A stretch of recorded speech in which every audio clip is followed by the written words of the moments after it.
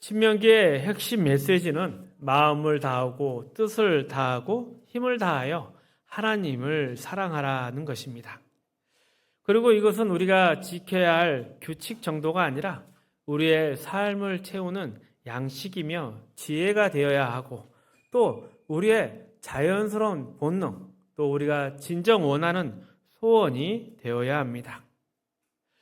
신명기는 이 하나의 진리를 다양한 상황과 표현들을 통해서 반복하며 강조하고 있습니다. 하나님께서 우리를 구원하시고 복된 삶으로 인도하시는 목적은 이 세상의 행복이나 성공을 누리게 하려는 것이 아닙니다. 하나님이 우리를 부르시고 인도하신 목적은 바로 거룩입니다. 우리는 거룩하도록 부름을 받았고 하나님의 자녀로서 누리는 모든 복덕은 하나님 안에 있을 때만 비로소 온전해지는 것입니다. 그리고 이것을 놓치는 순간 우리는 자기 욕심과 쾌락에 눈을 멀게 되고 결국은 우상을 섬기게 되며 멸망의 길로 가게 되는 것입니다. 그래서 신명기가 이것을 반복해서 경고하고 있는 것입니다. 이처럼 하나님께서 약속의 땅 가나안을 주신 것은 그곳에서 하나님의 백성답게 살라는 뜻입니다. 그렇게 사는 것이 우리에게 주신 복이며 동시에 마땅히 감당해야 할 책임입니다. 신명기 6장에서 이미 살펴본 것처럼 18절 이하의 내용도 같은 내용을 반복하고 있습니다. 하나님을 사랑하고 섬기는 삶의 원칙을 꾸준히 훈련하고 노력하고 또 갈고 닦아서 너희의 제2의 천성이 되도록 하라는 것입니다. 옆에서 누가 툭 건들기만 해도 본능적으로 튀어나올 만큼 몸에 밴 버릇이 되어야 하며 그것이 바로 손목에 메고 미간에 붙이라는 표현으로 말하는 명령의 의미입니다. 우리가 살다 보면 사람의 내면이 얼굴에 조금씩 드러나는 것을 볼 수 있습니다. 늘 불편하고 긴장된 마음을 가진 사람은 자주 이마를 찌푸리게 되다 보니까 미간에 세로주름이 생긴다고 합니다. 반대로 마음이 넉넉하고 평온한 마음을 가진 사람은 자연스레 웃다 보니까 눈가에 가로주름이 생긴다고 합니다. 그리고 이런 말들도 있습니다. 사람이 나이 들면 자기 얼굴에 책임을 져야 한다. 그러니 나이가 들수록 인품이 배가 아니라 얼굴에, 특별히 눈빛에 배어 나와야 합니다. 따뜻하고 온화한 얼굴, 이것은 어찌 보면 오랜 내면의 훈련을 통해서 만들어진 결과이며 내가 걸어온 삶의 기록이라 하겠습니다. 그러니 하나님의 사람으로 살겠다는 다짐도 단순한 구호나 원칙, 목표로만 머물러서는 안 됩니다. 오늘 또 옳고 거룩한 일을 위해서 열심을 다하고 또 많은 희생을 치르더라도 더욱더 훈련하고 노력하고 갖추어야 하는 것들입니다. 우리는 주변에서 참 많은 일들을 하고 열심을 내지만 과연 그의 인격과 성품은 어떠한가? 이렇게 의심이 드는 사람들을 쉽게 볼 수 있습니다. 분명히 교회 일 많이 하고 기도도 많이 하고 전도나 헌신 봉사도 많이 하는데 그러한 종교적 행위에도 불구하고 왜 그들의 눈빛은 싸납고 언제든지 튀어나올 것만 같은 그런 말과 행동들, 그것을 보면서 의아해할 때가 많습니다. 하지만 하나님의 말씀은 우리의 인격, 성품, 말투, 표정, 행동 하나하나까지 바꿔가기를 원하시고 하나님의 말씀에 반응하기를 원하십니다. 이것이 바로 신명기가 말하는 훈련입니다. 사실 저의 경우에 있어서 설교를 준비하는 것이 어렵습니다. 이게 좀 중요한 일이다 이런 차원에서 드리는 말씀이 아니라 제가 직접 스스로 만들어낼 수 없는 이야기를 드려야 하기 때문입니다. 저조차도 다 깨닫지 못한 말씀을 전해야 하니 얼마나 어렵겠습니까? 하나님의 말씀대로 겸손하고 사랑하며 충성으로 그 증거들을 보여주어야 하는데 사실 저의 경우도 그렇지 못할 때가 많습니다. 하지만 저는 목사로 부름을 받았습니다. 그래서 여러분 앞에 서서 이러한 저의 약점과 부족함을 극복하며 저의 삶을 걸고 이 일을 해내야 합니다. 여기서 내 삶을 건다, 제 삶을 건다는 것은 이러한 외부적인 보이는 것들뿐만 아니라 제 내면에 부족하고 못난 것들, 예를 들면 완벽주의나 급한 성격, 또 낯간지러움 이런 것들을 이겨내야 한다는 것을 뜻합니다. 그리고 설교를 준비하느라 고생했다는 이유로 다른 사람에게 무리하게 행동하거나 이해해달라고 말할 수는 없습니다. 열심히 했다고 그 사람이 행한 잘못까지 봐달라는 건 있을 수 없는 일입니다. 우리가 자라날 때 몸이 균형 있게 자라야 하듯이 우리의 인격과 성품도 그렇게 자라나야 합니다. 하나님의 말씀에 우리의 마음과 뜻을 들 뿐만 아니라 손목에 메고 미간에 표를 삼으라는 그 말씀처럼 집에 앉아 있을 때나 길을 갈 때나 누웠을 때나 일어날 때나 심지어 집 문설주와 바깥 문에까지 모든 내 삶의 자리에서 말씀이 드러나야 합니다. 우리의 머리만 커져서는 안 됩니다. 팔다리가 짧거나 한쪽으로 치우쳐지면 안 되듯이 우리의 삶 전체가 균형 있게 자라나고 변화되어야 합니다. 우리의 열심이 100이라면 그 열심이 우리의 눈빛에도 표정과 손짓에도 발걸음 하나하나에도 그 100이 골고루 배어 있어야 합니다. 그런데 성도들끼리 싸우는 것을 보면 참 안타까울 때가 있습니다.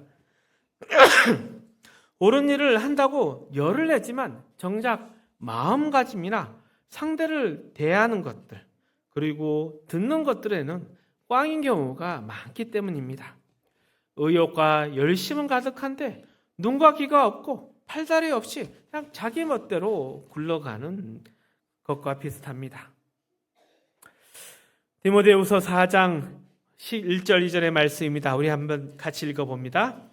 하나님 앞과 살아있는 자와 죽은 자를 심판하실 그리스도 예수 앞에서 그가 나타나실 것과 그의 나라를 두고 엄히 명하노니 너는 말씀을 전파하라. 때를 얻든지 못 얻든지 항상 힘쓰라. 범사의 오래 참음과 가르침으로 경책하며 경계하며 권하라. 이 말씀 속에서 때를 얻든지 못 얻든지 항상 힘쓰라. 이 말씀은 단순히 열심히 전도해라 이런 뜻이 아닙니다. 물론 적극적으로 가서 찾아가 문을 두드리고 복음 전하는 거 중요합니다. 하지만 이 말씀은 그러한 의미를 넘어서서 저기에 가면 생수가 흐르는 우물이 있다. 이런 소문이 날 만한 존재가 되어야 한다는 뜻입니다. 전도가 할 수 있는 그런 기회가 있을 때뿐만 아니라 그렇지 않는 나의 평범한 일상 속에서도 저 사람을 보고 있으면 하나님이 살아계시다. 저 사람이 바로 하나님의 사람이다. 이런 것을 주변 사람들이 눈으로 보고 알 수 있도록 자연스럽게 알려줄 수 있도록 살아가라는 뜻입니다. 특별한 전도자의 역할을 수행하지 않아도 우리가 세상과 다른 존재이고 그래서 우리의 삶의 방식도 다르고 우리의 표정과 또 성품, 인격이 다르다는 것을 다른 사람들에게 알려줘야 하는 것입니다. 이것은 마치 길가의 교통표지판과 같습니다. 순천역 10km라고 쓰인 표지판이 있으면 누가 보든지 안 보든지 그 자리에 표지판이 서 있으면 비가 오나 눈이 오나 그 표지판대로 따라가 보면 거기에 순천역이 나오는 것처럼 묵묵히 우리의 자리를 잘 지키고 서 있는 것. 지나가는 사람이 그것을 볼 때마다 갈 길을 찾고 다시금 그 방향대로 나아갈 수 있도록 우리가 자리를 지키며 하나님의 자녀답게 살아가는 것이 바로 때를 얻든지 못 얻든지 이 말씀의 의미라 하겠습니다. 우리가 놓치지 말아야 할 것은 하나님께서 자녀들에게 요구하시는 그러한 삶의 모습과 인격, 이 태도가 있다는 것을 알고 그 존재로 살아가는 일상과 열심과 또 훈련과 노력이 있어야 합니다. 그렇게 우리의 성품과 인격, 삶 전체로 충성할 때 비로소 그 다음에 아름다운 열매가 맺히게 됩니다. 계속해서 신명기 11장 23절 24절 말씀입니다. 함께 읽어봅니다. 여호와께서 그 모든 나라 백성을 너희 앞에서 다 쫓아내실 것이라. 너희가 너희보다 강대한 나라를 차지할 것인즉 너희의 발바닥으로 밟는 곳은 다 너희의 소유가 되리니 너희의 경계는 곧 광야에서부터 레바논까지와 유브라데 강에서부터 서해까지라. 하나님의 사람으로 훈련되고 또 경건을 연습한 사람은 특별한 어느 지역, 어느 자리에서만 그런 것이 아닙니다. 일상에서 발을 내딛는 모든 것이 하나님의 나라, 하나님의 땅이 되는 것입니다. 그리고 반대로 그 훈련이 없이 돌아다닌다면 아무리 바쁘게 움직여도 그 발걸음은 그냥 방랑에 불과한 것입니다. 이러한 말씀을 보면 오늘날 한국교회에 이것이 얼마나 적절한지 느낄 수가 있습니다. 분명히 과거 복음에 대한 열정과 확신, 그것은 정말 잘 드러났었는데 안타깝게도 그러한 것들이 교회 안에서만 발휘가 되었습니다. 세상 밖에서 우리들은 오히려 찬밥 신세인 경우가 많았습니다. 왜냐하면 우리의 경건의 그 훈련이 실패했기 때문입니다. 헌금 많이 했고 기도 많이 했고 전도도 많이 했습니다. 하지만 그것은 몇 가지 일에서 탁월함이었고 전문성이었습니다. 말씀을 마음에 두고 손목에 메고 이마에 붙이는 것, 즉 앉으나 서나 삶의 모든 자리에서 하나님의 사람으로 살아가는 훈련을 등한시했기 때문입니다. 그 결과 존재와 일상의 행보에서 하나님이 함께 하신다는 것을 세상 사람들이 보지를 못했던 것입니다. 이 훈련을 어떻게 해가는지 또 어떤 삶의 모양으로 드러내야 하는지 우리는 창세기 12장을 통해서 볼 수 있습니다. 하나님께서 아브라함을 부르셨을 때 바로 이러한 방식으로 아브라함을 인도해 가셨기 때문입니다. 1절 3절의 말씀을 함께 읽어봅니다. 여호와께서 아브라함에게 이르시되 너는 너의 고향과 친척과 아버지의 집을 떠나 내가 네게 보여줄 땅으로 가라. 내가 너로 큰 민족을 이루고 네게 복을 주어 네 이름을 창대하게 하리니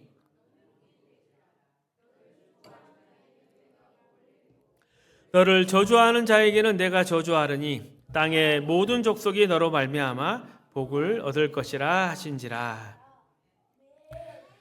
믿음의 조상 아브라함은 본토 친척과 아버지의 집, 즉 자신의 모든 경험과 능력의 근거를 뒤로하고 가나안으로 나그네 길을 떠났습니다. 가나안은 자기의 땅도 아니었고 목숨조차 위태로운 곳이었습니다. 그러나 그 나그네의 발걸음은 사실 그가 밟는 모든 것을 그의 것으로 허락받는 발걸음들이었습니다. 아브라함이 먹을 것과 잘 곳을 구걸하며 다니는 것이 아니라 오히려 그가 만나는 사람들이 아브라함에게 복을 구했습니다. 우리도 똑같이 그렇게 부름받았습니다.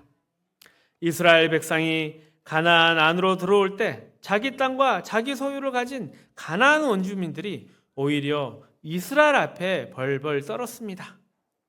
가나안 사람들은 땅과 무기를 가지고 있었지만 그들에게는 하나님이 없었고 이스라엘은 하나님을 모시고 있었기 때문입니다. 하나님께서 그 가나안 땅을 이스라엘에게 주셨습니다. 단 그것은 하나님을 위해 그 땅을 사용할 때만 해당되는 약속이었습니다. 아브라함은 그 부름에 응답하여 승리하였습니다. 그러나 이스라엘은 그 부름에 실패했습니다. 둘 다 똑같은 조건과 똑같은 책임 아래 부름을 받았지만 삶의 결과는 달랐습니다.